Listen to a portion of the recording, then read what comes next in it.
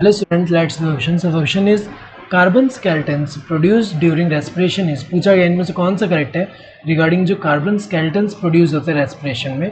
So first क्या दिया है used directly as energy sources, ये तो गलत दिया हुआ है क्योंकि अगर हम देखें यहाँ पे जो रेस्पिरेशन है,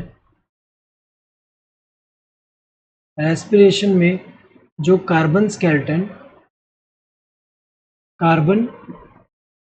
स्केलेटन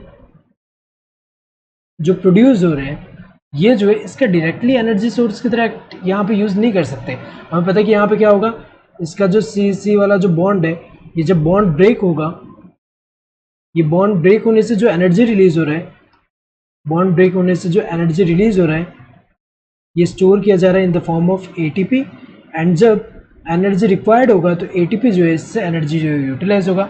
तो डायरेक्टली ये जो कार्बन स्केलेटन है डायरेक्टली एनर्जी सोर्स की तरह यूज़ नहीं हो रहा है, गलत है.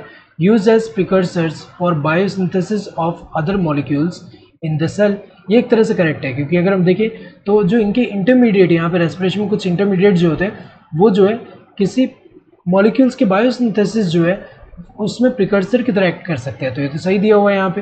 जैसे एग्जांपल अगर हम देखें एसिटाइल कोए होगा, एसिटाइल कोए जो है ये यूज़ किया जा सकता है किसके लिए, for the biosynthesis of fatty acids. So यहाँ पे अगर हम देखें सही दिया है used for synthesis of ATP by ATP synthase. तो अगर हम देखें यहाँ पे ये जो है ये एटीपी सिंथेस से एटीपी प्रोड्यूस करने के लिए ये तो यूज़ नहीं हो रहा है डायरेक्टली, तो ये तो गलत दिया हुआ है यहाँ पे. नेक्स्ट अगर हम देखें तो used as precursors for biosynthesis of proteins only, गलत है. सिर्फ प्रोटीन्स की प्रोडक्शन के लिए नहीं, यहाँ पे बायोसिंथेसिस के लिए यहाँ पे जैसे फैटी एसिड का भी बायोसिंथेसिस हो सकता है, प्रोटीन्स का भी हो सकता है. तो अगर हम देखें ये तो गलत दिया हुआ है यहाँ पे. Correct answer would be this second one. Hope you understood the question. Thank you and all the best.